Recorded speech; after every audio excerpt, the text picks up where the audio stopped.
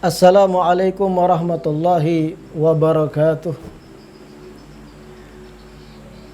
Alhamdulillahi rabbil alamin. Wassalatu wassalamu ala sayyidil mursalin wa imamil muttaqin sayyidina wa maulana Muhammadin wa ala alihi wa sahbihi ajma'in.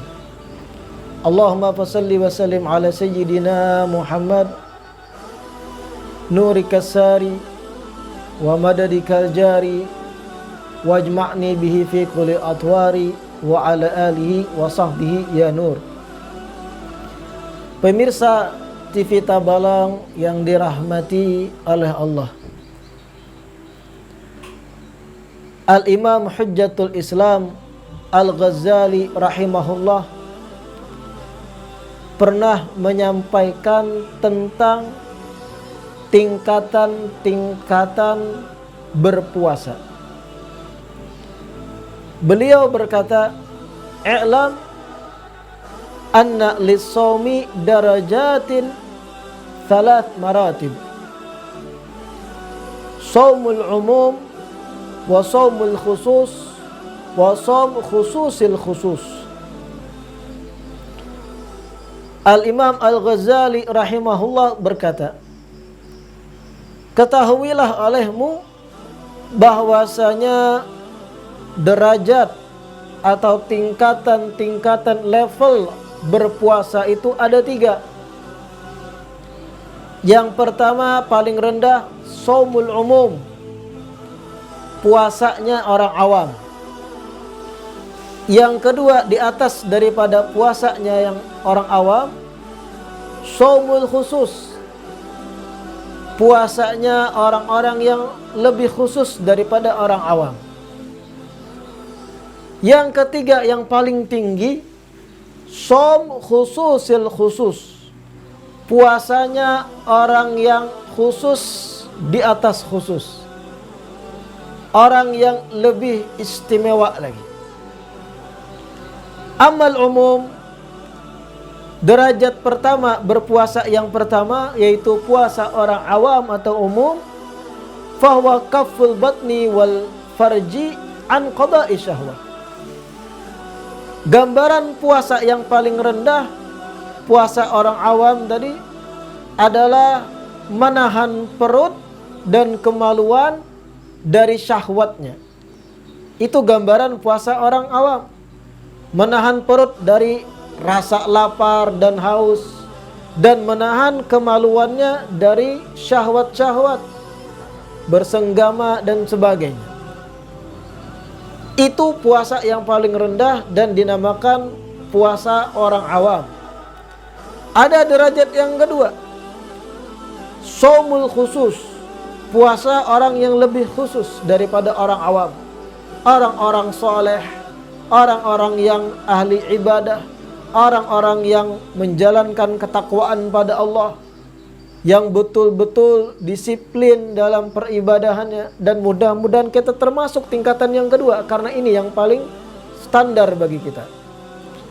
Apa puasa yang kedua? Puasa khusus. Fahuwa kafus sam'i wal basari wal lisan wal yad wal rijli wasairil jawarih anil atham. Puasa yang kedua, puasa orang khusus, orang soleh, bukan sekedar menahan lapar dan menahan kemaluan dari syahwat, karena itu sudah hal yang mendasar dan wajib. Di atas dari menahan lapar dan haus, di atas dari menahan kemaluan dari syahwatnya, juga menahan pendengaran, penglihatan, lisan, dan tangan, serta kakinya dan anggota tubuh lainnya ditahan pula saat berpuasa dari berbuat dosa-dosa dan kemaksiatan. Ini puasa yang seharusnya. Dan yang terakhir yang paling tinggi, derajat yang ketiga, shaum khususil khusus, kata Al-Imam Al-Ghazali. Puasa orang khusus di atas khusus, yaitu bisa disebut orang-orang al-arif billah, orang-orang yang betul-betul maksimal dalam menjalankan peribadahan kepada Allah. Orang-orang yang memang hidupnya, hembusan nafasnya, gerak-geriknya, semua didedikasikan untuk Allah semata. Puasa yang ketiga yang paling tinggi, fasaumul qalbi 'anil himam ad-daniyah wal afkar ad-dunyawiyah wa kaffuhu amma siwallah azza wajal bil kulliyah. La ilaha illallah. Puasa yang paling tinggi tingkatannya, kata Imam Ghazali, menahan lapar, haus, itu tadi yang pertama sudah. Atau menahan anggota tubuh dari maksiat, itu yang kedua. Di samping menahan lapar, haus, menahan kemaluan dari syahwatnya, di samping ia menahan semua anggota tubuh dari kemaksiatan, ia pun menahan hatinya, menahan kehendak hatinya dari tujuan-tujuan yang rendah, kemauan-kemauan ad-daniyah yang rendahan, kemauan-kemauan yang tidak sesuai untuk ahli akhirat. Juga ia menahan hati dan pikirannya dari pemikiran-pemikiran duniawi saat berpuasa. Begitu pula ia menahan hatinya dari segala apapun selain Allah Subhanahu wa taala bil kulliyah, secara total. Menahan lapar haus, menahan anggota tubuh dari maksiat, dan hatinya, hasratnya juga ditahan dari pemikiran-pemikiran duniawi saat puasa. Hatinya pun ia tahan dari kehendak-kehendak yang rendahan.